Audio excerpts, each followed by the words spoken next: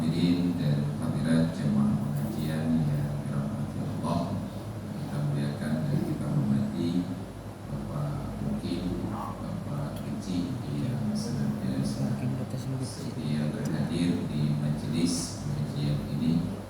Yang kata Pak Kecil Mukim insyaallah mana agak semi ilegal.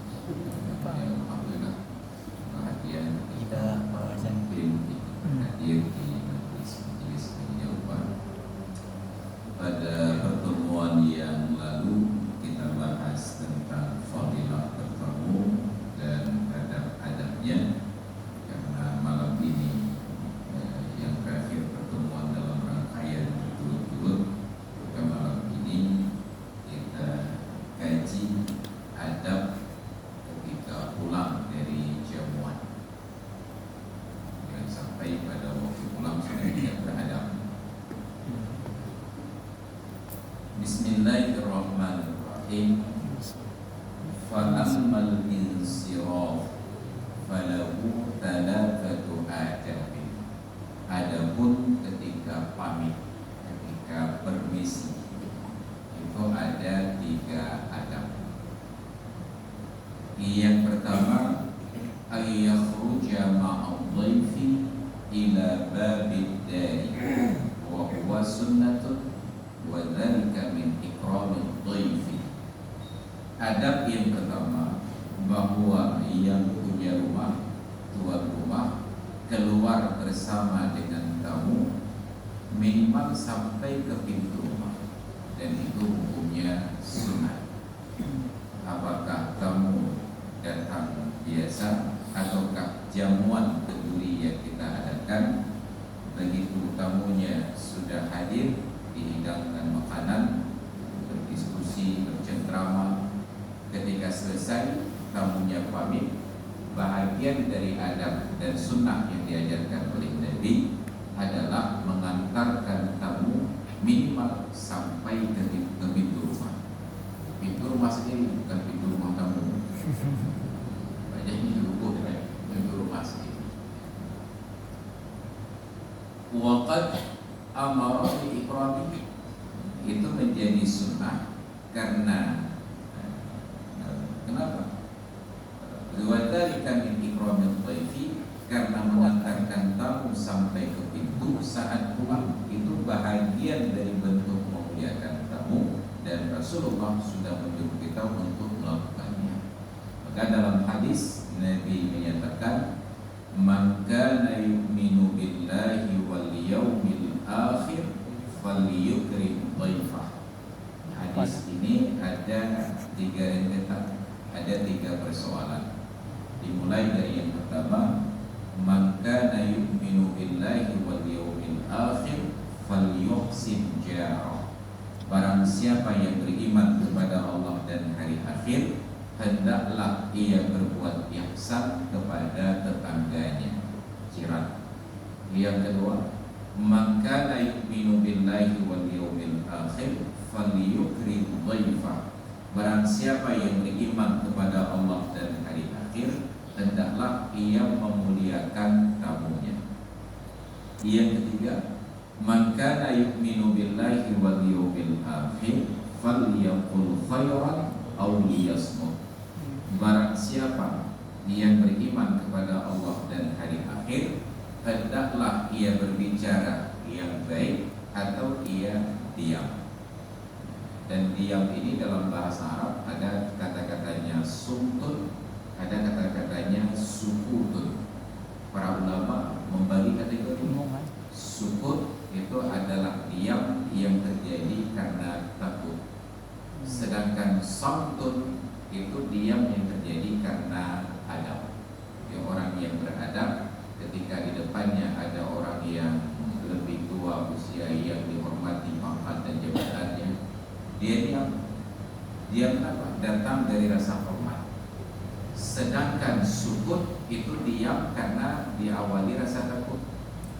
Ada orang yang agak sedikit temperamental di depannya, salah bicara tenang-tenang, maka disebut dengan sukut. Nanti ada satu lagi, al-isra. Isra itu diam dan memperhatikan. insat. Insat itu adalah al-isra, diam dan memperhatikan. Dia adab ketika khutbah Jumat. Apa kata Allah dalam Al-Quran? Fa idza quri'al Qur'anu fastami'u lahu wa ansitu. Apabila dibacakan Al-Quran itu, maka dengarkan bacaan tersebut, wa ansitu, dan diamlah. Insat, sumtun, sukut, tiga-tiganya berarti diam. Yang sukut diam karena takut, yang sumut diam karena hormat, sedangkan yang insat diam sambil memperhatikan. Keindahnya bahasa Arab, segala sesuatu ada pemaknaan yang lebih detail. Sedangkan pada kita senang, diam, kediaman, diam, jelas, diamnya yang jelas. Menandaulah jangan apa, oleh jelas, oleh hanya jelas. Olah, diolah, bagus diolah. Tapi ketika akan diolah kalian. Dan rumah dalam bahasa Indonesia disebut dengan kata kediaman. Kediaman resmi Presiden Republik Indonesia. Kediaman ada sampai rumah kalau bicara lagi diam. Kenapa? Karena diambil dari bahasa Arab. Seorang pria ketika menikah, seorang wanita ketika dinikahi, apa kata Allah dalam Al-Quran? Wa min ayatihi an khalaqa lakum min anfusikum azwaja. Sebahagian dari tanda kekuasaan Allah bahwa Ia jadikan untuk kalian dari jenis kalian sendiri azwaja, pasangan hidup. Untuk apa? Litaskunu ilaiha, supaya kalian sukun kepadanya, kepada wanita tersebut. Apa makna sukun? Sukun itu salah satu tanda baca dalam bahasa Arab. Ada harakat, ada sukun. Harakat itu terbagi tiga. Ada dhammah, ada kasrah, ada fathah. Baris di hadapan, baris di atas, dengan baris di bawah. Ketika sudah tidak berbaris disebut dengan sukun. Sukunun jasmun mati, kita tombol. Jadi sukun itu artinya tidak bergerak. Ini bahasa yang sangat indah di dalam Al-Quran ketika menggambarkan interaksi suami istri yang ideal itu. Ketika bertemu, diamnya saja sudah menenangkan. Kan beda, ada roboh setelah berinteraksi sebentar duduk tenang. Kita datang bertamu ke rumah kerabat, setelah berbicara sebentar diam menyungsarakan. Rumah tenang. Kalau dengan istri diam saja tenang. Jadi bagi orang-orang yang ingin menikmati ketenangan, berjalan dengan kawan-kawan itu menyusahkan karena dituntut harus berbicara. Kalau kita diam, dianggap tidak menghargai. Tapi kalau berjalan dengan istri atau istri dengan suami, ketika sudah dalam perjalanan, istri diam, suami diam, itu dua-duanya menikmati. Tidak anggap. Makanya saya ketika musafir keluar kota, ke timur lewat Sare, ke barat lewat Turki, itu hanya mengajak istri. Kenapa? Karena menikmati perjalanan. Setengah rumah, setengah slow. Nanti punya dapatkan, ini pun udah buka, aku udah buka.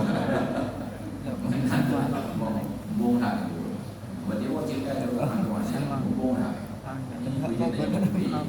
Ini pujian yang lebih.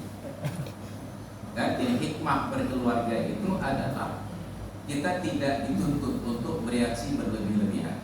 Kalau ada hal yang ingin bicarakan, tidak ada, ya diam saja. Diam saja itu tidak ada pihak yang terganggu. Suami diam, istri tidak terganggu. Istri diam, suami tidak terganggu. Bayangkan dengan orang lain. Duduk mentang dua, tengah berdua, gambung hak. Ini. Jadi ada insat. Ya, ketika hadir sholat Jumat itu ada fastami'u lahu wa ansitu. Insat itu diam, bukan hanya diam mulut, tetapi berikut dengan anggota badan. Dia ada perintah dari Nabi untuk memuliakan. Man kana yu'minu billahi wal yawmil akhir falyukrim dhaifah. barang siapa di antara kalian beriman kepada Allah dan hari akhir, hendaklah ia muliakan kamu. Wa qala alaihi salam, dan kata Nabi alaihi salam, inna min sunnatil dhaifi ay yushayyi'a ila babid dar. Sesungguhnya bahagian dari sunnah adalah, sunnah kamu adalah ay yushayyi'a ila babid dar, ditemani, diantarkan sampai ke pintu rumah. Syayya'a itu mengantarkan sambil mengiringi. Maka orang yang mengiringi jenazah itu disebut tasyyi'. Orang-orang yang mengiringi ini disebut dengan musyi'in. Ketika mengantarkan jenazah diajarkan adab. Adabnya itu diam sambil tafakkur. Dari bahasa Arab, sambil merenung. Apa yang kita renungkan? Kapan kita akan diusung seperti jenazah tersebut? Sedangkan sekarang dipandang baik ketika mengantarkan jenazah sambil bertakbir ataupun sholawat. Padahal adabnya itu adalah tafakkur. Di rumah ketika jenazah masih berada di rumah, adabnya itu juga duduk sekitarnya sambil tafakkur, bukan membaca Al-Quran ataupun berzikir. Sedangkan di Aceh kita baru tahu di rumah itu ada yang meninggal karena ada yang baca Yasin tidak bersamaan. Kalau bacanya bersamaan berarti sedang ada wirid Yasin. Ini orang tiga, yang orang dan dengarnya bakhir. Padahal membaca Al-Quran ketika jenazah masih ada di rumah itu khilafus sunnah. Kita justru dianjurkan untuk tafakkur kapan akan terbaring seperti jenazah tersebut.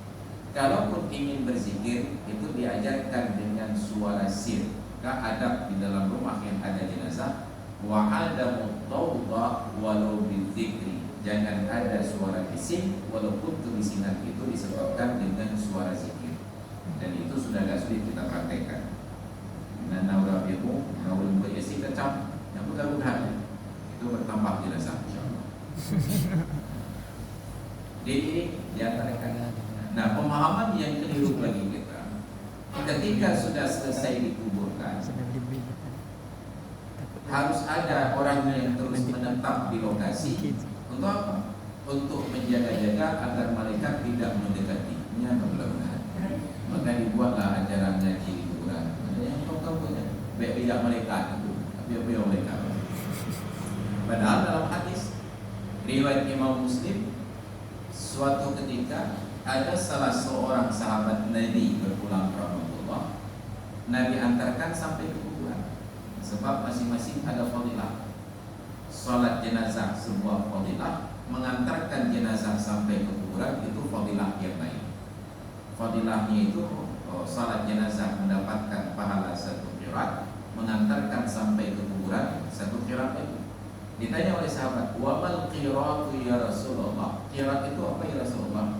Kata beliau, jabalun mithlu Uhud.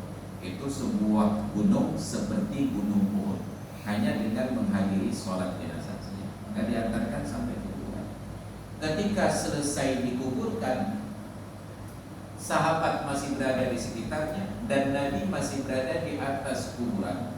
Lalu dia bersabda, ud'u li akhi, istaghfiru li akhikum was'alu lahu tasbita fa innahu al-ana yus'alu. Mohon ampunanlah kalian untuk kawan kalian ini dan mintakan ketetapan untuknya karena sekarang dia sedang ditanyakan oleh malaikat. Nabi masih ada atas kuburan, malaikat sudah datang bertanya.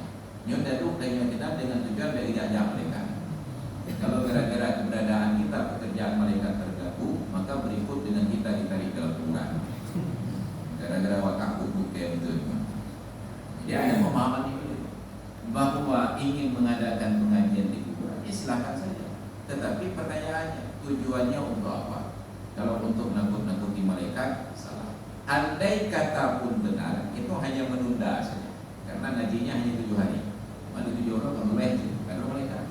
Jadi kalau itu tujuannya, lebih baik dikuburkan di rumah saja, lalu dibuat tiket. Punya debit 3 orang, kan bijak malaikat. 3 itu. Ini pemahaman yang sangat dulu. Oh, ditanya lagi, ini apa ngaji di kuburan? Untuk ada pahala mayat di dalam kubur. dalam mazhab Syafi'i, mayat di dalam kubur mendapatkan fadilah dari orang yang mengaji di atas kuburan karena salah satu dari 3 sebab. Sebab yang pertama, tilawah itu diniatkan pahalanya untuk yang meninggal. Ya Allah, aku niat bacaan pahala bacaan Al-Quran ini untuk almarhum Fulan bin Fulan atau orang dalam kubur ini. Baru dibaca. Yang kedua, kata ulama mazhab Syafi'i, mayat di dalam kubur baru dapat fadilah orang haji di sampingnya atau di tempat lain dengan didoakan. Setelah selesai tilawah Al-Quran, dibacalah doa. Allahumma ja'al thawaba misla thawabi ma qara'nahu min surati kadza wa kadza min al-Qur'anil Karim ila ruhi fulan bin fulan. Ya Allah, sampaikanlah pahala seperti pahala bacaan Al-Quran kami ini untuk roh si fulan bin fulan. Dan tentu saja untuk kedua kasus ini mestilah yang membacanya itu dapat pahala. Kapan yang membaca Al-Quran dapat pahala? Apabila bacanya ikhlas karena Allah Ta'ala. Nah, salibnya yang makan itu karena pemberang. Ternyata ngajinya karena dibayar. Orang yang berharap bayaran tidak mendapatkan pahala. Orang yang dibayar belum tentu berpahala, tapi yang tidak berpahala adalah orang yang mengharapkan bayaran. Karena pahala begitu. Baru kasus ketiga, bagaimana fadilah itu didapatkan oleh mayat? Bil mujawarah, karena berdekatan dengan orang yang sedang tilawah. Karena itu dari dahulu kita dengar orang-orang tua kita senang kuburannya itu di dekat orang berzikir. Karena itu hampir rata-rata masjid tua di dekatnya ada kuburan. Samping rumah Abu Hurairah kan kuburan beliau di depan masjid. Masjid Al-A'la lil Mujahidin. Di depan masjid itu dikuburkan jasad beliau. Orang tua kita senang kuburannya di dekat masjid karena sudah otomatis di sana ada orang berzikir. Menyana masjid demikian daya. Jauh dari bukan. Tidak boleh masjid dekat kuburan. Ya, kuburan kembali bolehnya boleh. Yang tidak boleh itu menjadikan kuburan sebagai masjid. Ittakhadhu qubura anbiya'ihim masajida. Ketika dua orang istri Nabi, Ummu Salamah dan Ummu Habibah, Ummu Habibah pulang dari Ethiopia, dari tempat Raja Najasyi. Ethiopia saat itu menjadi pusat kerajaan Kristen. Ethiopia itu kerajaannya, negaranya, Najasyi itu rajanya. Sedangkan Yaman itu provinsi, Abraha itu gubernurnya. Maka perbandingan Abraha dengan Najasyi itu seperti perbandingan antara Jokowi dengan Ahmad Basuki. Yang Yaman itu gubernur, tapi tersebut ditetap sebagai malik raja. Bayangkan hebatnya negeri Ethiopia saat itu, pusat kerajaan Kristen. Dan Kristen saat itu tidak salah, itu ajaran yang benar dari Nabi Isa. Hanya saja Nabi Muhammad baru mulai berdakwah. Jangankan sampai ke Ethiopia, bahkan di Madinah saja orang tidak tahu bahwa di Mekah Nabi sudah diutus. Karena itulah pada saat Nabi akan hijrah di tahun ke-13 setelah kenabian, Nabi sudah 12 tahun, sudah 11 tahun dakwah di Mekah. Orang Madinah belum tahu bahwa di Mekah ada Nabi. Padahal jarak Mekah dan Madinah hanya 400 km. Ketika Nabi dakwah di Mekah, orang Madinah belum tahu. Bayangkan cepatnya informasi sekarang. Baru sebentar saya berdakwah di Jogja, di Kuala Simpang orang sudah tahu. Di Jogja karena Ustaz Masrur Edi. Padahal jaraknya sama-sama 400 km. Tapi Nabi sudah 11 tahun berdakwah di Mekah, orang Madinah belum tahu. Barulah di tahun ke-12 di musim haji datang orang-orang Khazraj, 6 orang untuk berhaji. Nabi berdakwah kepada mereka. Saat itulah mereka terkejut. Kayaknya ini Nabi yang disebut-sebut oleh Bani Israel di Madinah. Yang bahwa ini beriman daripada orang Yahudi. Maka berimanlah mereka 6 orang tersebut. Salah seorangnya yang bernama As'ad bin Zararah.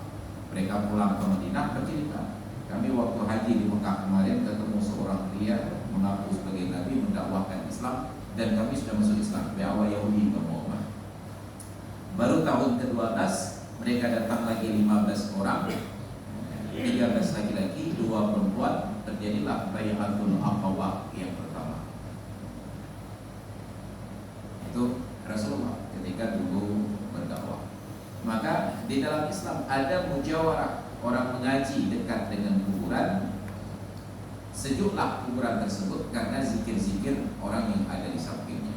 Orang tua kita memprioritaskan kuburan dekat dengan masjid. Jadi ketika pulang dari Habasyah, istri Nabi ini bercerita, "Ya Rasulullah, ketika kami di Ethiopia, kami perhatikan ada kanisa, gereja-gereja indah-indah sekali. Di dalamnya itu ada ukiran-ukiran. Kalau kita kalian Pak Masjid Hagia Sophia, itu masih ada ukiran-ukiran sejarah Romawi dulu tentang ketuhanan mereka, Yesus, Roh Kudus, Bunda Maria. Apa kata Nabi? Hum syirarun nasi. Mereka adalah manusia yang paling buruk. Kanu idza mata fihim salihun ittakhadhu quburahu masjidan. Mereka adalah orang-orang yang apabila seorang salih di kalangan mereka meninggal dunia, maka kuburannya itu dijadikan masjid. Karena itu banyak gereja-gereja tua diawali nama gereja itu dengan singkatan ST, Saint, orang saleh, orang suci. Saint Benedict, Saint Petrus, Saint. Itu ada kuburan orang saleh di dalamnya dijadikan sebagai masjid. Sedangkan dalam Islam ada masjid, di depannya ada kuburan orang-orang yang soleh, bahkan orang yang tidak soleh. Ya, jadi mengaji di kuburan itu menjadi persoalan masjid. Jadi ada tasyim. Maka bahagian dari sunnah bertamu adalah mengantarkan tamu sampai ke pintu rumah. Qala Abu Qatadah, kata Abu Qatadah, qadima wafdun Najasyi ala Rasulillah sallallahu alaihi wasallam faqama yukhdimuhum binafsi. Datanglah utusan dari Raja Najasyi.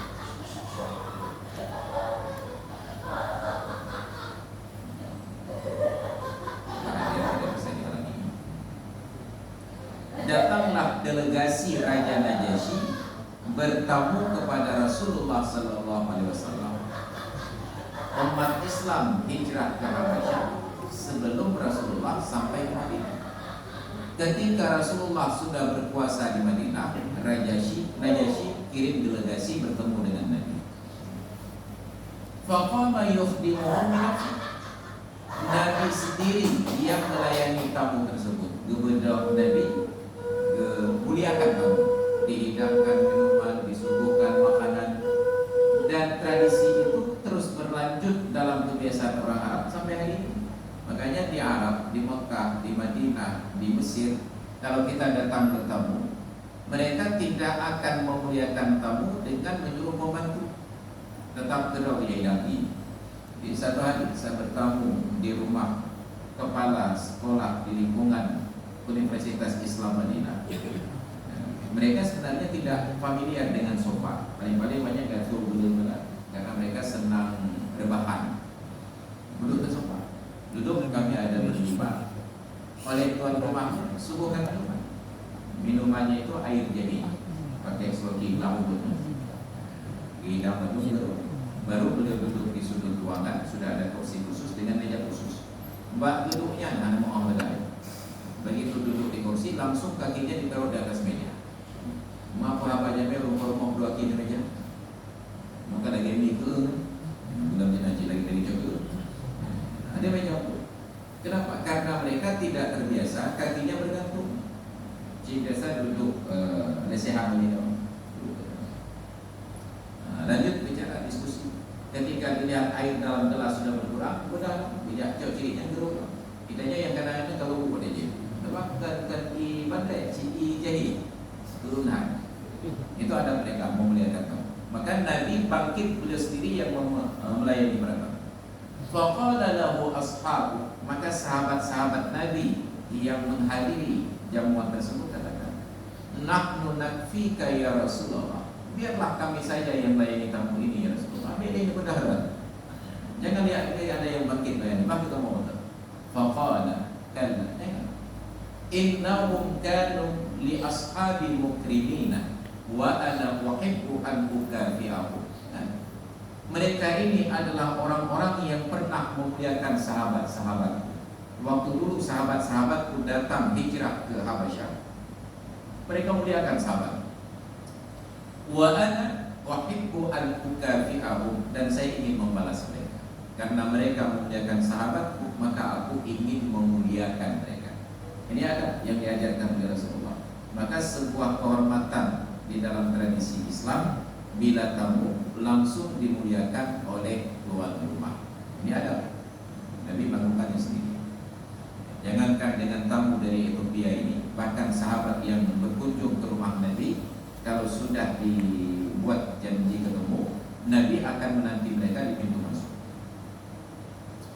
Wa tamamul ikrami talaqatul wajhi, dan untuk menyempurnakan kemuliaan tersebut, tuan rumah harus bersikap ramah. Talaqatul wajhi, dengan wajah ceria, baik ro'ok begitu namanya. Wa tayyibul hadis yang inda dukhuli wal khuruj, dan bicara yang enak-enak saat tamu datang dan saat tamu keluar. Jangan sampai tamu berkunjung kita curhat. Yang kena mulai-mulainya hilang tengku baru tahu deh sakit itu atau tidak ya. Berita duka cita oleh Nabi. Ketika tamu datang berkunjung, jangan ceritakan hal-hal yang menyedihkan, harus hal yang menyenangkan. Wa 'alal ma'idah, demikian pula ketika sedang duduk di meja hidangan, cerita yang enak-enak. Qila lil Auza'i radhiyallahu anhu, pernah ada yang bertanya kepada seorang ulama tabi'in, Imam Al-Auza'i, ma karamatud dhaifi, bagaimana memuliakan tamu? Qala, beliau jawab, talaqatul wajhi, wajah yang ceria, wa tayyibul hadisi, dan bicara yang enak didengar. Wa qala Yazid bin Abi Sayyad, kata Yazid bin Abi Sayyad, ma dakhaltu ala Abdurrahman ibni Abi Layla illa haddatsana hadisan hasanan wa at'amana ta'aman hasanan. Tidak pernah kami bertamu ke rumah Abdurrahman bin Abi Layla kecuali beliau akan bercerita kepada kami cerita yang enak-enak dan memberikan makan kepada kami makanan yang enak-enak. Ini ada para ulama. Adab yang kedua, ayyan sarifad dhaifu thayyiban nafsi. Kalau tadi adab tuan rumah, sekarang adab tamu. Tamu minta izin pulang dengan hati yang senang. Wa in jara fi haqqihi taqsirun, sekalipun dalam pelayanan itu ada cacatnya. Begitu datang agak sedikit lama menunggu tuan rumah. Ketika tuan rumahnya sudah hadir, agak sedikit lama menunggu dihidangkan minuman makanan. Ketika sedang bercengkrama dengan tuan rumah, ada yang ribut-ribut di belakang. Kalau kena anak dimana, kau tak dengan aja bebek kau keluar. Sekalipun ada hal-hal yang tidak menyenangkan ketika sedang berada di rumah yang dituju, saat pulang tamu itu harus pulang dengan wajah ceria. Fadzalika min husnil khuluq wat tawadhu. Yang demikian itu termasuk bahagian dari mengamalkan akhlak yang baik dan sikap merendah diri. Qala sallallahu alaihi wasallam, kata Nabi sallallahu alaihi wasallam, innar rajula la yadriku bi husni khuluqihi darajatas shaimil qaimi. Sungguh seseorang akan mendapati dengan kebaikan akhlaknya, dengan kebagusan akhlaknya, derajat orang yang berpuasa di siang hari dan bertahajud di waktu malam. Namun puasa urau, malam tahajud, tapi asai rumpah engkau doa. Dikalahkan orang ini oleh seorang yang siang tidak pernah puasa sunat dan malam tidak pernah bangun tahajud. Tetapi semua orang yang bertemu dengannya terkesan rumeha, mengatakan pokoknya orang yang akhlaknya baik ini mengalahkan derajat orang yang berpuasa di waktu siang dan tahajud di waktu malam, tapi akhlaknya tidak menyenangkan. Ini yang selalu saya sampaikan di berbagai kesempatan. Kita terlalu berfokus pada hal-hal yang sunat, pada ibadat, sampai lupa tentang akhlak. Ibu kami berdalam kedua akhlak. Wada'a ba'du salafi bi rasulin falam yusadifur rasul falamma sami'a hadara. Telah mengundang oleh sebahagian kalangan salaf bi rasulin, dengan mengutus seorang delegasi, seorang utusan, tolong undang simpulan. Falam yusadifur rasul, ternyata utusan ini tidak bertemu dengan orang yang dimaksud. Falamma sami'a, ketika orang yang dimaksud mendapatkan informasi tentang adanya undangan, hadara, dia datang, katalah apa informasi. Wa kanu qad tafarraqu, sedangkan tamu-tamu yang sudah duluan dapat informasi sudah bubar dari acara kedua. Baru rupanya karena tidak bertemu langsung, belakangan baru dapat informasi. Mungkin dari istrinya, dari anaknya. Pak, kemarin ada bapak pulang datang kemari. Ada cara apa? Beliau mengundang bapak untuk hadir pada jamuan beliau di rumah. Bapak datang pulang. Ini telah ingat. Dan jauh baru kejap. Karena dapat informasi datanglah beliau. Begitu sampai di rumah yang dituju, tamu-tamu yang lain sudah bubar. Tinggal kenyak di roti. Kenyakan. Wa farahu, dan mereka sudah selesai. Wa kharaju, dan mereka sudah keluar. Fa kharaja ilaihi sahibul manzil, melihat ada tamu yang telah datang, tuan rumah keluar menyambut. Wa qala, dan tuan rumah katakan, qad kharajal qaum, yang melai kami dua. Ada pegawainya telah datang, yang melai kami dua. Fa qala, tamu yang telah ini bertanya, hal baqiyatu, ada makanan lebih mencucut? Kata lagi ya, ada yang lebih. Qala, kata tuan rumah, tak ada lagi. Qala fa kasratun in baqiya, kerema roti, ada lebih. Dan makanan orang Arab itu roti, bukan. Dia roti pula ada, kerema ini ada lagi. Fa qala, tuan rumah menjawab, lam tabqi, mubacut ada lagi. Qala, tamu ini masih bertanya, fal qadru amsahuha, mempanci aja dan upah-upah. Hana dipanci, hana ditutup, hana ditutup, lap-lap. Qala tuan rumah katakan, qad ghasaluha, ada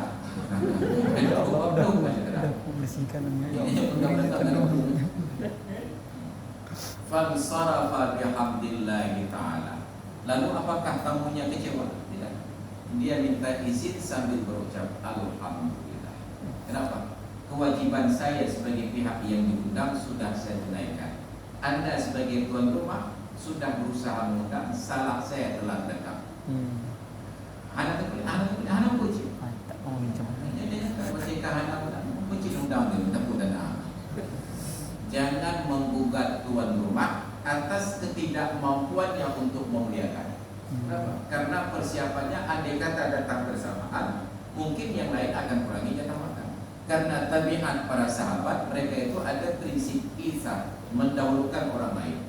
Jadi cerita Abu Hurairah, karena beliau itu termasuk ahlus suffah, orang-orang kiri yang tinggal di masjid Nabi. Mereka ini makan malam, siangnya berpuasa, malam berbuka. Dengan apa berbuka? Dengan sisa makanan sahabat yang diantar ke masjid. Nabi ajarkan para sahabat, jangan biarkan ada makanan minat di waktu malam. Artinya karena maghrib, Nabi makanan bawa masjid. Di masjid ada yang berpuasa, mereka berbuka dengan kelebihan makanan kalian. Maka hari itu sampai maghrib tidak ada yang bawa makanan. Sampai selesai sholat isya, sahabat-sahabat yang di masjid nyemprot buruk-buruk lah, kayak melenggu-lenggut oleh keroncong.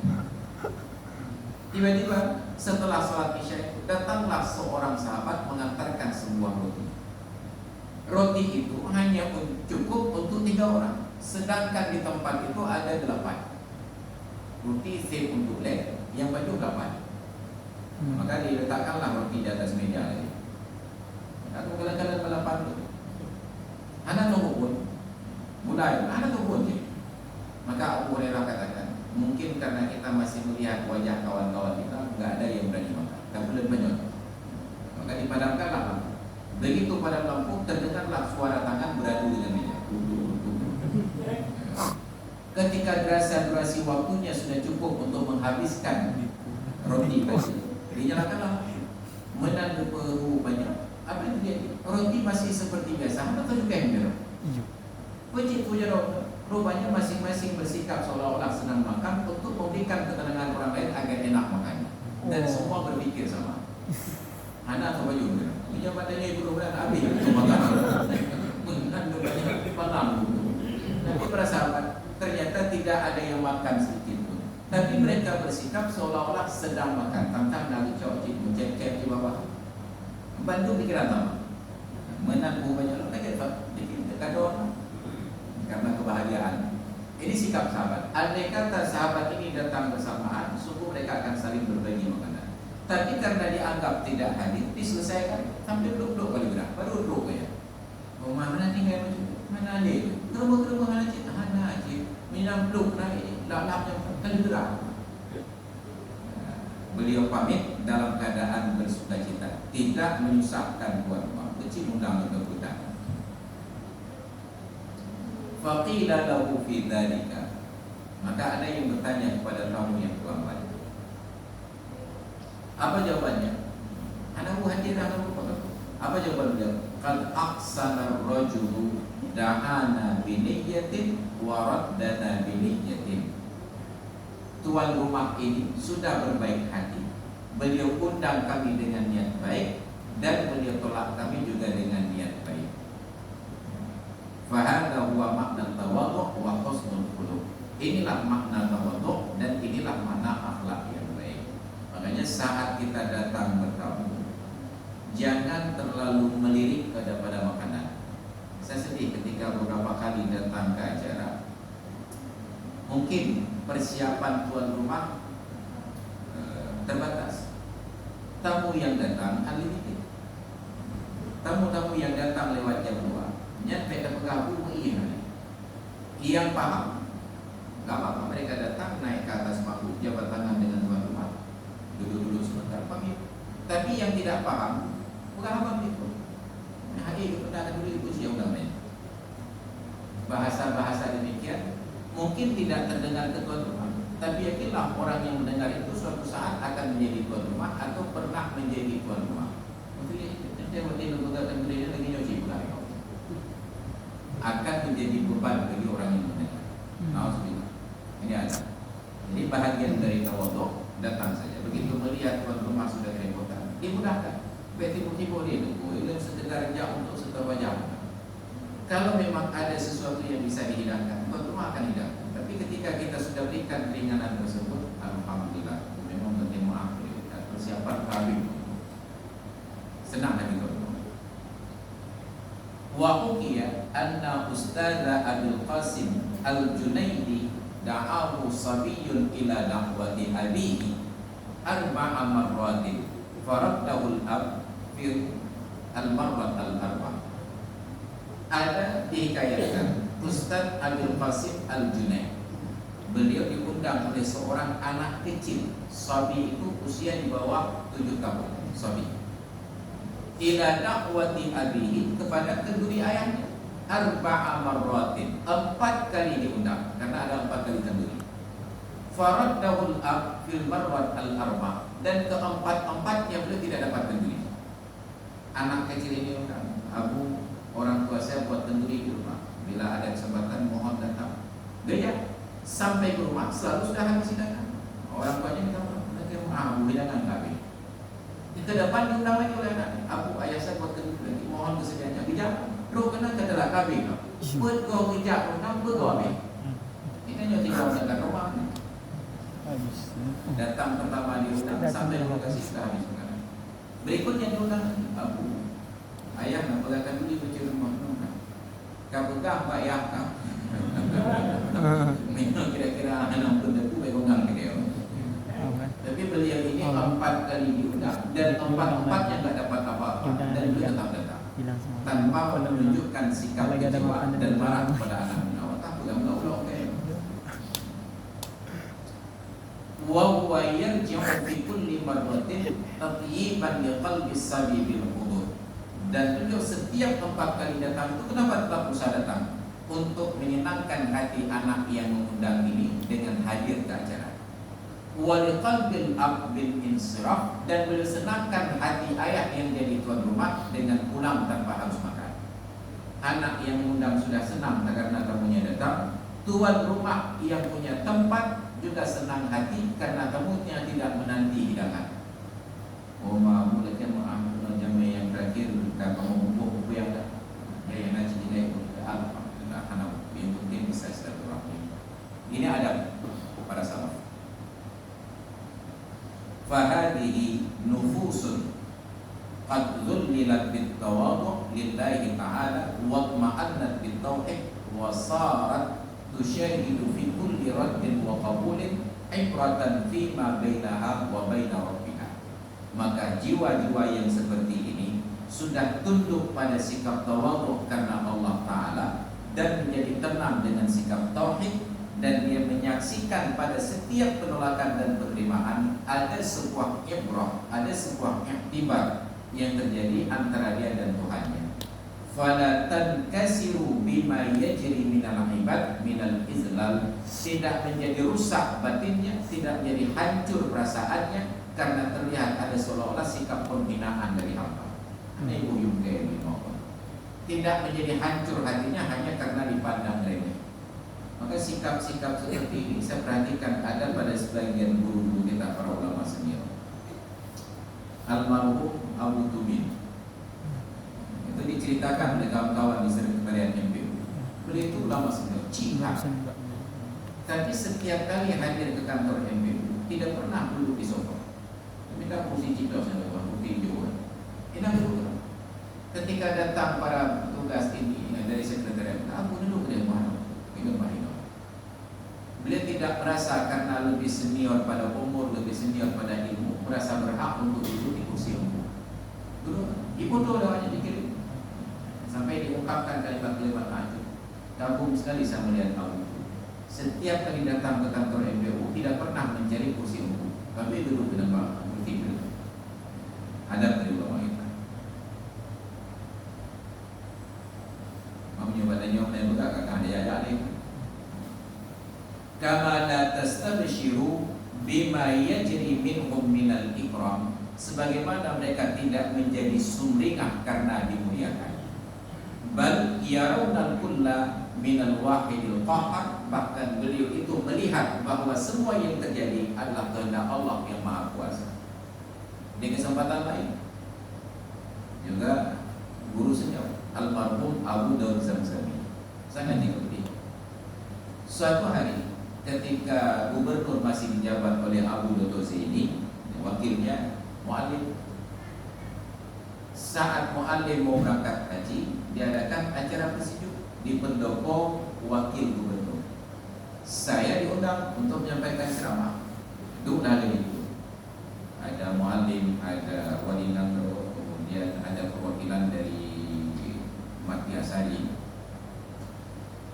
Dan meja-meja bulat untuk tamu-tamu yang duduk di meja bulat, mulai dari undangan-undangan wakil gubernur dan beberapa orang kepala dinas.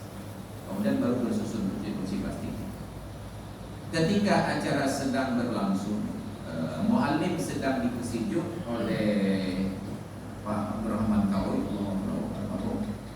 Datanglah Abu Daud Zamzami. Beliau saat itu menjabat sebagai ketua MPU. Usia beliau sudah sepuh dan ilmu beliau itu sangat senior. Dengan tongkat berdiri di kursi. Berarti ke adab dari para kepala dinas. Anda tahu betul? Tetap duduk di kursi empuknya. Anda tahu betul? Hampir 2 menit beliau berdiri menanti ada tempat yang dipersilakan dalam kapasitas beliau sebagai ketua MPU. Eselon 2 namanya. Kalau eselon 1 karena itu mitranya gubernur. Anda tahu betul? Berjalanlah beliau ke arah kursi plastik dan waktu dia baru 3 langkah beliau berjalan. Saya bilang ke Wali Nanto, Wali, ini jawab. Maka saya jabatkan oleh saya bilang, kamu lupa kursi. Saya diundang untuk berceramah. Menjadi kepala-kepala dinas, kami ingat mereka sebagai anak dari tuan rumah. Kamu kan juga misalnya, kata bayar dulu kursi plastik. Nyantum adab kepala dinasnya. Kalau kita buat acara mengundang tamu, karena ada kursi-kursi tertentu untuk tamu-tamu yang kita muliakan, mungkin kita suruh keluarga kita dan duduk. Tapi dia terus jadi betul. Kita duduk sambil menanti tamu yang patut. Karena dia ada orang yang tidak paham etika. Anak patut duduk sih. Untuk menghindari orang yang tidak patut, maka kita minta anggota keluarga untuk duduk. Tapi nanti kalau datang tamu yang patut, kalian harus bangkit. Jadi kualitasnya penghukum. Sampai saya duduk di kursi yang lain. Bukan persoalan saya, itu tentang etikanya. Adab itu nggak ada di kita. Anak kuno. Tapi masalahnya yang menarik adalah Abu Dawud ini tidak tersinggung dengan sikap tersebut. Anak baru, anak putih atau tidak pasti. Cuma saya sebagai murid beliau merasa tersinggung. Enggak guru kayak guru yang aman. Walidzalika qala ba'dhum, oleh karena itulah sebagian ulama ini katakan, ana la ujibu da'wata illa li'anni atadhakkaru biha ta'amal jannati ay huwa ta'amun tayyibun yuhmanu anna kibdahu wa mu'natuhu wa hisabuhu. Saya tidak memenuhi undangan kecuali karena saya mengingat dengan adanya undangan itu hidangan surga dan nyelenjak undangannya tenggelak undangan, tetapi dengan menghadiri undangan ini saya teringat akan hidangan di akhirat nanti di dalam surga. Adab tuan rumah saat tamu permisi mau pulang diantarkan sampai ke pintu. Adab para tamu ketika permisi harus dengan wajah ceria dan senang, walaupun dalam pelayanan ada sebuah cacat atau banyak cacat yang tidak menyenangkan hati, agar momen perpisahan tersebut diingat dalam keadaan baik. Dan itu menjadi sebuah hal yang menarik di dalam tradisi non-muslim. Mereka itu orang yang meninggal dunia itu didandani seolah-olah masih hidup. Tujuan mereka apa? Agar ingatan terakhir kerabat mereka yang meninggal ini dalam keadaan baik. Sedangkan kita umat Islam bukan baik penampilan ini yang diperlukan, tetapi doa-doa setelah meninggal dunia. Adab yang ketiga,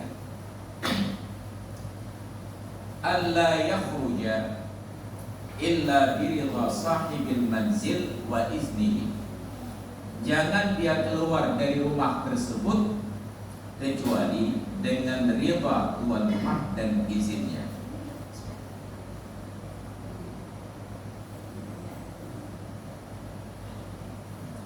Jangan dia keluar dari rumah tersebut kecuali dengan ridha tuan rumah dan izinnya. Ada orang yang datang bertamu, sebenarnya tujuan sebentar saja, sekedar ngomong sebentar sudah senang. Tapi tuan rumah ingin memuliakan, coba lagi dia, dia Pak Jokowi. Jangan langsung diterima, boleh jadi itu basa-basi. Baik, Pak itu mengatakan nabi dia boleh. Baik, boleh menghocak dengan pejamera. Ketika terlihat bahwa tuan rumah serius, baru terpulang kepada tamu. Apakah kira-kira mungkin ataukah tidak? Kalau memang tidak, terpaksa ditolak. Kalau mungkin, maka senangkan hati tuan rumah dengan ikut menikmati hidangan. Maka doa berbeda orang. Itu coba tak nak lapis apa? Wa yura'i qalbahu fi qadri iqamati, dan dijaga hati tuan rumah itu pada kadar dia menetap di rumah yang dia tuju. Wa idza nazala dhaifan fala yazidu ala thalathati ayyamin. Maka apabila tamu itu berencana menginap, janganlah lebih dari 3 hari. Ketika datang bertamu dan menginap, jangan lebih dari 3 hari. Farubbama yatabarramu bihi wa yahtaju ila ikhrajihi. Karena ketika lebih dari 3 hari nanti menyebabkan tuan rumah terpaksa mengusirnya. Maka Nabi SAW bersabda, "Ad-diyafatu 3 ayyamin." Bertamu itu 3 hari. Fama zada fasadaqatun, yang lebih dari 3 hari sedekah dari tuan rumah. Ini bahagian dari makna hadis yang menyatakan, innama bu'istu liutammima makarimal akhlak. Hanya saja aku diutus oleh Allah untuk menyempurnakan akhlakul karimah. Artinya akhlakul karimah sudah ada sebelum Rasulullah diutus, tetapi belum sempurna. Apa makna belum sempurna? Yang kurang sangat kekurangan, yang lebih sangat berlebihan. Orang Arab sangat berlebihan dalam memuliakan tamu. Kalau sudah jadi tamu itu sudah dianggap keluarga.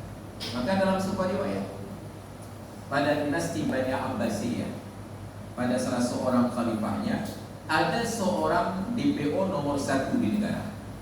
DPO nomor 1, mungkin teroris kita.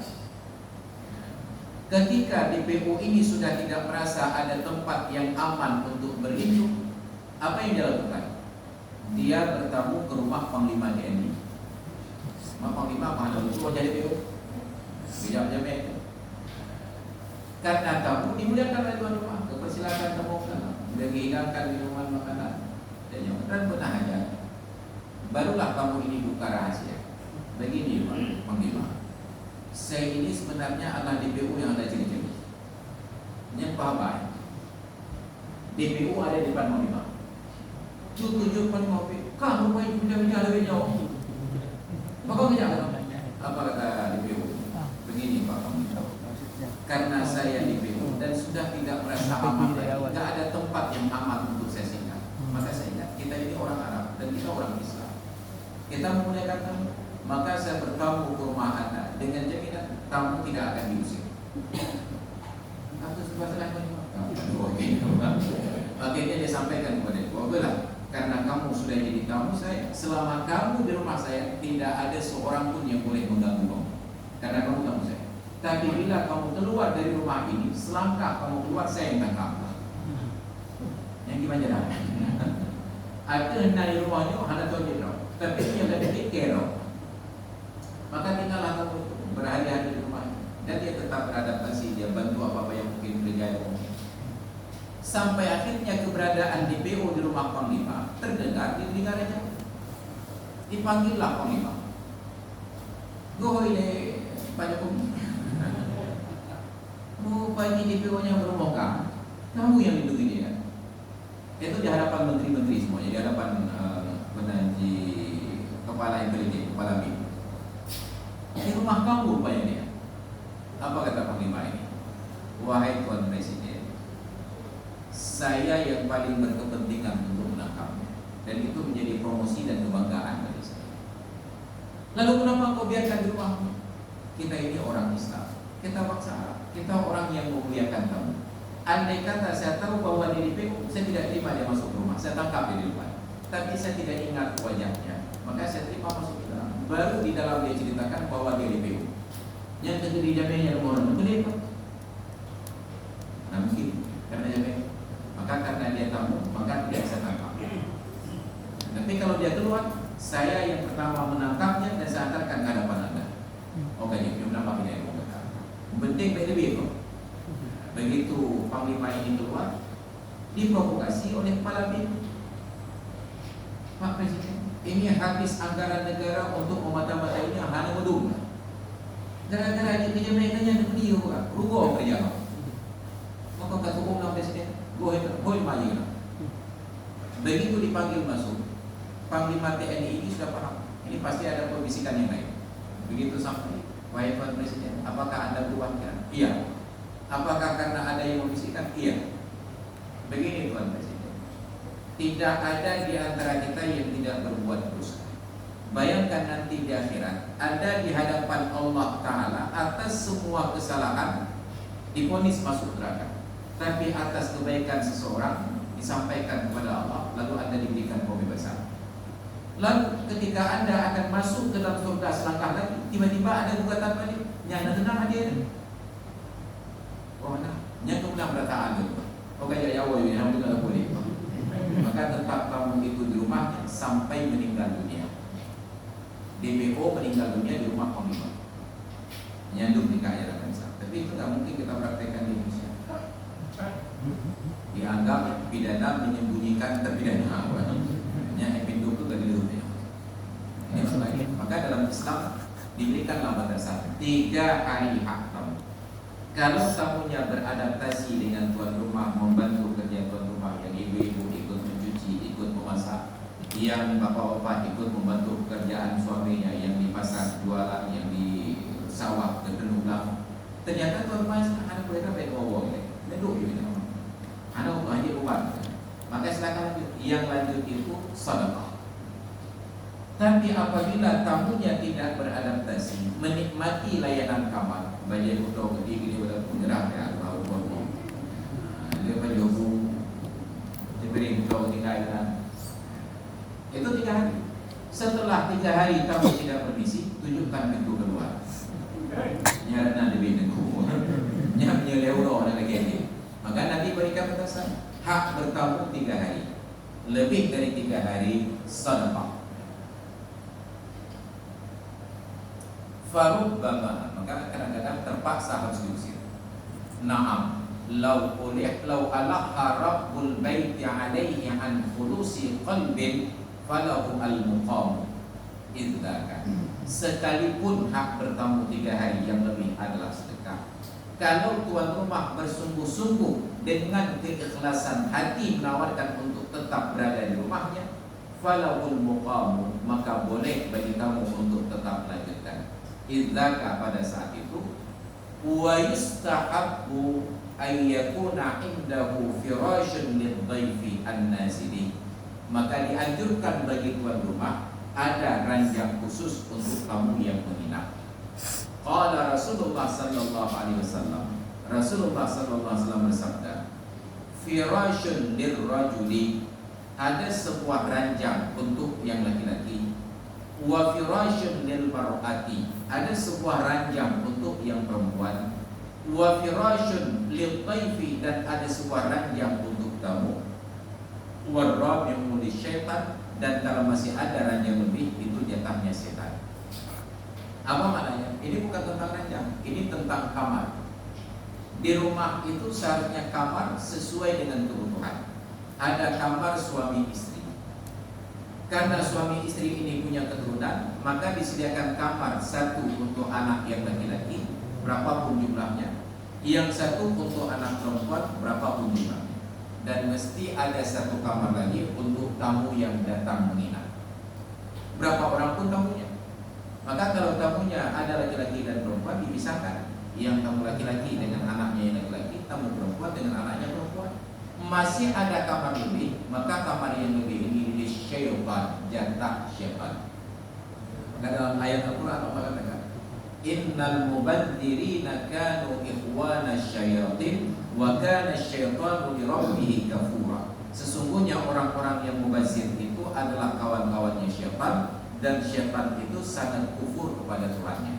Bagaimana tidak orang yang mubazir menjadi kawan syaitan? Kita di rumah ada kamar lebih, kemudian syaitan tinggal di dalamnya, tidak pernah diambil sewa, hanya disebut kawan. Mencontoh hidup syaitan ini hanya ada sewa. Maka orang yang mubazir menjadi kawan syaitan. Itu yang selalu kita katakan. Bagusnya di rumah tetap ada ruang untuk tamu menginap. Apa tujuannya? Andai kata nanti ada keadaan kamu sebenarnya hanya mau datang sebentar, karena kursinya sangat empuk, kemudian AC sangat sejuk, maka itu yang kamu datang mengunjungi mengajar, dia punya anak lagi itu, maka mungkin tak boleh. Ya boleh ada di tahanan bayi itu, karena mungkin lah. Ketika ada kamar untuk kamu menginap, kita punya alasan. Jadi Pak begini, saya sudah mau masuk jam mengajar berikutnya, karena Bapak sudah sampai kembali, Bapak istirahat dulu, ada kamar di belakang bimbingan untuk dia mengajar keluar dari kamar. Kalau kamu paham tidak ada kepentingan yang lain, maka karena perlu lagi kita tidak mengusir kamu, cuma kamu paham untuk keluar. Oh ternyata kamu menginap juga, karena apa maka ikut ini. Maka selalu ada kamar untuk kamu menginap. Dan terusnya kamar untuk kamu ini aksesnya langsung keluar, tidak ke dalam rumah. Saya ingat dulu diundang oleh kawan-kawan Taman Iskandar Muda Jakarta untuk ceramah Maulid. Begitu saya mau berangkat, informasinya diketahui oleh Pak Husin Hamidi, mantan Kapolda. Dan dia bilang, Ustaz, penunjukannya kata ini apa? Pak datang. Anak itu apa? Karena hanya urusan penunjuk. Dia baru mau ada bilang, Ustaz. Mari Pak, ini Pak di Tanjung kan, di rumah. Lepas itu anak ini, lagi baca tentang anak Ustaz yang di rumah itu cipta ruangan khusus untuk kamu. Nah, boleh jaga rumah, buncina lengkap, komodonan, kupina. Jadi bayangkan tradisi memuliakan kamu. Ada sebuah ruangan khusus yang semacam jambu film ada dua, yang ketika kamu datang itu menginap tidak terganggu dengan keberadaan dan ketiadaan tuan rumah. Kira Cina juga jujur, Pak mau buat disediakan. Pak Husin Family.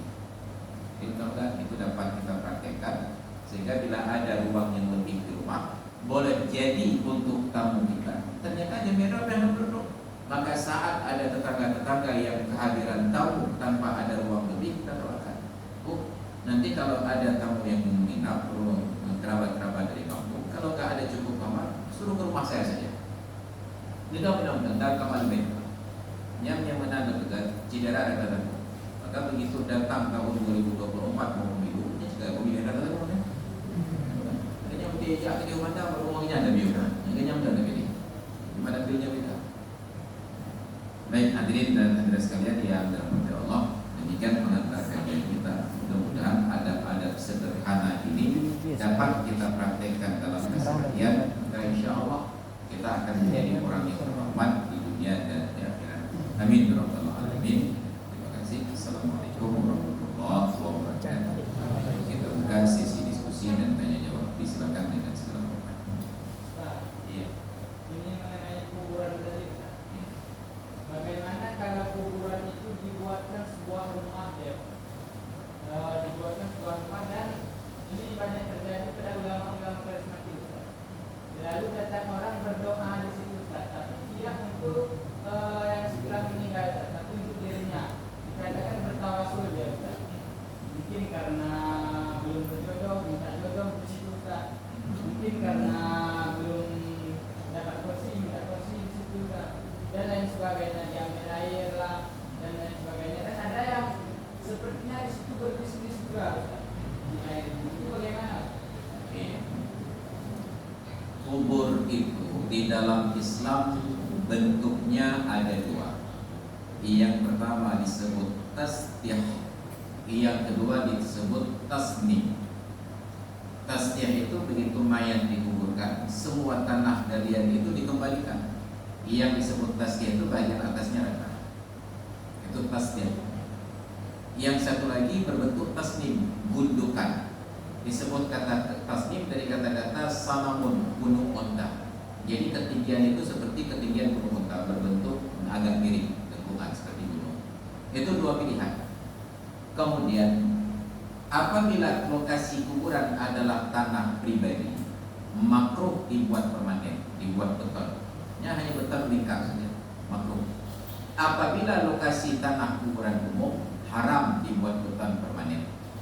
Di tanah pribadi makruh, di tanah umum haram. Sekarang bukan hanya sebatas dibuat beton, malah dibuat kubah. Tradisi kubah ini muncul di Mesir. Jadi di dalam kitab-kitab fikih mazhab Syafi'i, praktek kuburan di Mesir ini dibuka. Di Mesir itu bentuk kuburan memang rumah. Di atasnya dibangun berbentuk rumah, di bawahnya itu digali seperti terowongan bawah tanah. Mayat-mayat ini cuma diletakkan saja, kemudian ditutup lagi. Kalau kita ke Mesir, antara benteng Salahuddin Al-Ayyubi, Qal'ah Salahuddin Al-Ayyubi dengan Universitas Al-Azhar, itu bentuknya seperti komplek pemukiman, rumah semua. Padahal itu kuburan semuanya. Ada lorong-lorong, ada rumah-rumah. Itu kuburan-kuburan keluarga. Ketika ada banyak orang miskin tidak punya tempat tinggal, mereka minta izin kepada keluarga yang punya komplek kuburan untuk diizinkan tinggal di rumah-rumah kosong. Jadi di bawahnya 4 orang meninggal, di atas orang itu. Itu di dalam kitab-kitab fikih mazhab Syafi'i dicela. Praktek kuburan seperti itu dicela karena harusnya kuburan itu harus dimulai agar menghalangi supaya bau tidak sampai keluar, dan kalau ada binatang buas tidak bisa menggalinya. Jadi dibuatlah untuk demikian. Imam Syafi'i termasuk orang yang paling tidak setuju dibuatkan demikian. Bahkan ditulis di dalam kitab-kitab fikih mazhab Syafi'i, karena dia ada sebagian praktek batu nisan kuburan dibuat besar, lalu batu nisan itu dibungkus dengan kain. Apa kata ulama mazhab Syafi'i? Laisa indana hajarun yulbasu illal kahbatu. Tidak ada di dalam ajaran mazhab kita sebuah batu yang dipakaikan baju selain daripada Ka'bah. Ka'bah itu kan batu, dibuatkan kiswah, dipakaikan baju. Imam Syafi'i berpendapat demikian. Tapi saat kita berziarah ke kuburan Imam Syafi'i di masjid Imam Syafi'i di Sayyidah Aisyah itu, ada masjid. Di arah kiblat itu ke sebelah kanan ada lorong. Ada sebuah bangunan kubah besar lagi, kuburan raja-raja dan kuburan Imam Syafi'i yang paling menonjol ke sana. Di antara dua masjid ini, dua bangunan ini, ada koridor. Di koridor itu terdapat kuburan seorang ulama besar mazhab Syafi'i, Syekh Zakaria Al-Ansari. Pendek saja kuburan. Begitu kita masuk dalam kuburan Imam Syafi'i, itu sudah dibuatkan kubah, kemudian dibuatkan semacam jeruji, dan batu nisan itu besar, agak besar. Di batu nisan itu dibungkus dan di atasnya dibuatkan semacam nakulu. Maka lagi ada ulang-ulang Imam Syafi'i. Beliau yang ajarkan agar tidak memakaikan baju kepada batu, tapi di batu nisan kuburan beliau dipakaikan baju. Saya sering hadir ke masjid itu di malam Sabtu, karena malam Sabtu di kuburan itu ada pembacaan Dalailul Khairat. Di sini kan kitab Dalailul Khairat, tapi orang Mesir yang hadir mereka tidak membaca, mereka menghafalnya. Lupa baca apa? Ini yang kebiasaan baca. Setiap satu lembar kita ketinggalan setengah halaman. Nyanduk kencang di dahanya. Ketika lewat, yang lagi pada penuh dari yang belum dari kita itu. Ketinggalan. Setiap malam Sabtu kami hadir untuk baca Dalailul Khairat. Mereka sudah hafal. Yang ingin kita tegaskan, praktek membangun rumah ini dilarang dalam agama. Makruh di tanah kuburan pribadi, haram di tanah kuburan. Siapa boleh buat? Ini yang pertama. Kalau di Pulau Jawa itu kuburan para wali, yang lebih dekat raya benar, pakai dekat, pakai gelembung di dalam. Dan orang yang bersiarah setiap hari, tukang parkirnya bisa kaya kadang-kadang. Makanya kata Syekh Makil Siraj, yang kuburan Gus Dur itu kan tidak absen setiap hari punya berbaul gitu. Apa kata beliau? Itu bahkan malaikat Munkar dan Nakir sedang antri ingin menanyai Gus Dur, karena dengan pemahaman menyentuh anak ruh mereka. Ini praktek yang berlebihan. Nah, menjadi bertambah lagi ketika dipraktikkan oleh keluarga-keluarga para ulama yang menjadi panutan ini sesuatu yang lain. Misalnya dulu di hari ketika Gus Dur meninggal dunia, Allah putrinya menikah dipaksakan di hari tersebut. Kenapa menikah di hadapan jenazah Gus Dur? Apa tujuannya? Agar Gus Dur menjadi saksi. Pertanyaannya, sejak kapan orang meninggal jadi saksi? Ini aneh. Termasuklah di keluarga saya di Labuan Haji. Saya kan keluarga dari Abu yang Dawali. Walaupun sudah jauh karena nenek saya itu adik ipar beliau.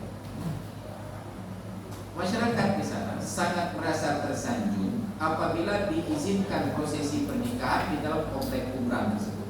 Makubah Abuya yang hanya berhak menikah di situ dari keluarga beliau, anak, cucu yang diizinkan. Saya bukan anak dan bukan cucu, hanya cucu dari ipar beliau. Oleh kakek saya minta izin agar saya menikah bisa di tempat tersebut. Diizinkanlah, dibuat pengecualian. Dengan sukacita, senang hati kakek saya sampai ke informasi. Yang kata tinggal menikah di kuburan beliau. Dengan nada dan bangga disampaikan. Mainnya itu agak Wahabi. Saya sampaikan, Abu Cik, kuburan Kubah Abu Yaqudawati sehebat apapun kuburan itu tidak lebih daripada kuburan orang yang sudah meninggal. Saya lebih memilih menikah di masjid daripada nikah di kuburan. Apa kata? Kau itu nikahnya, kadang nikahnya kali ini. Lepas saya harus menjadi contoh bagi kau. Maka saya menolak untuk menikah di tempat tersebut. Akhirnya menikah di masjid. Saat itu saya berpikir menikah di masjid itu lebih baik. Maka calon istri saya tidak hadir di masjid. Belakangan baru saya dakwah lagi, nikah di masjid untuk hadir tamu nanti berupa itu masalah. Jadi ada banyak problem di masyarakat kita. Keluarga orang-orang alim ini tidak paham bahwa praktek mereka itu menjadi sebuah keteladanan, panutan bagi orang lain. Makanya di dalam kitab Tanbihul Ghafilin an A'malil Jahil karangan Imam Ibnu Nuhas yang juga bermazhab Syafi'i, dia katakan perbuatan makruh itu hanya makruh kalau dilakukan oleh orang awam. Tapi kalau dilakukan oleh orang yang menjadi keteladanan, public figure bahasa sekarang, itu menjadi perbuatan haram, dosa. Perbuatan dosa kecil hanya kalau yang melakukannya orang awam. Tapi kalau orang alim yang menjadi panutan melakukan itu menjadi dosa besar. Kenapa? Karena bagi orang awam perbuatan orang alim adalah dalil. Misalnya kita ambil contoh, Misalnya contoh merokok. Kita anggaplah merokok itu makruh. Siapa yang makruh merokok? Orang awam. Tapi kalau orang yang pimpin pengajian, misalnya seperti saya merokok, apalagi orang yang alim yang merokok, itu akan menjadi haram. Kenapa haram? Misalnya di pengajian ini saya sampaikan, merokok itu enggak baik, minimal hukumnya makruh. Maka ahli hisab akan membuat saya makruh merokok, makruh. Dah malim berat 6 bulan. Malim 6 bulan. Ada kalau tadi kena cakap malim. Yang lebih malim pada dah lebih rokok. Perbuatan orang alim menjadi dalil bagi orang awam. Makanya orang-orang yang menjadi panutan itu tidak boleh berbuat sembarangan. Jadi yang praktek-praktek sudah berbahaya, walaupun dilakukan di kuburan ulama, yakinlah itu salah. Kalau bukan haram, minimal hukumnya makruh. Terjadi perbuatan-perbuatan kurang kayak pergaulan dan peluri. Mungkin air itu ada hubungannya karena banyak orang datang ke kuburan para ulama untuk berzikir, baca Al-Quran, tilawah, zikir. Air ketika sering dibacakan doa dan mantra-mantra itu menjadi punya khasiat obat. Itu semua ada. Makanya orang-orang bisu-bisu Hindu dan Buddha ini doa yang berbawahnya menjadi berkah karena struktur kimia airnya itu menjadi sangat-sangat stabil dan itu mendatangkan khasiat. Dia ada yang doa aja berdoa jam doa itu salah. Tapi berdoa di dekat kuburan tidak salah. Yang salah adalah berdoa meminta kepada kuburan. Wahai Abu Bulan bin Bukit kau ini anak rumah dan itu salah. Mungkin roh yang anak rumah ini tapi bahwa berdoa di dekat kuburan tersebut ya Allah yang Tuhan Satu sandiran makmur nada. Enggak ada yang salah. Karena tidak dilarang berdoa di dekat kuburan. Yang dilarang adalah berdoa meminta kepada orang yang ada di dalam kuburan. Dan hampir tidak ada kasus orang hadir berdoa meminta kepada orang di kuburan. Tetapi dipraktikkan oleh orang-orang ini. Mereka datang ke kuburan, kepada kuburan itu mereka berdoa. Wahai Abu Bulan yang lampu berdua cita-cita ini, tidak ada lakukan yang kanan ini. Itu yang harus kita luruskan pelan-pelan. Ada yang boleh, ada yang tidak. Boleh bagaimana kriterianya, yang tidak bagaimana. Jadi tidak ada sebuah hukum yang berlaku. Dan silakan dinikmati. Diseom. Ya, kalau nggak ada dia benar mau kami pas itu tanya nanti.